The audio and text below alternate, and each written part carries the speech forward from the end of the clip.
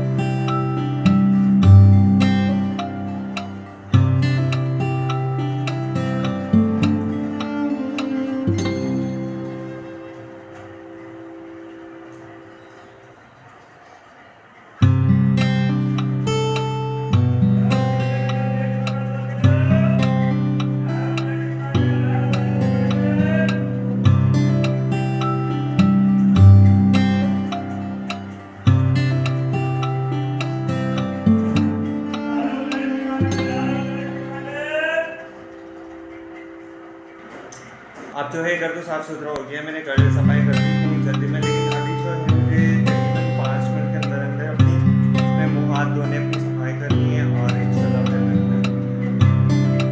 तो guys finally मैंने अपने कपड़े चेंज कर लिए और हमारी सफाई आप लोग देख सकते हैं कि इस वक्त जो है बिल्कुल हो चुकी है, बिल्कुल साफ़ सुथरी चीज़ें लग रही है और अभी हमारे दोस्त वगैरह आएंगे, तो इंशाल्लाह मिलते हैं नेक्स्ट व्लॉग में। जब तक कि अल्लाह ने के बाद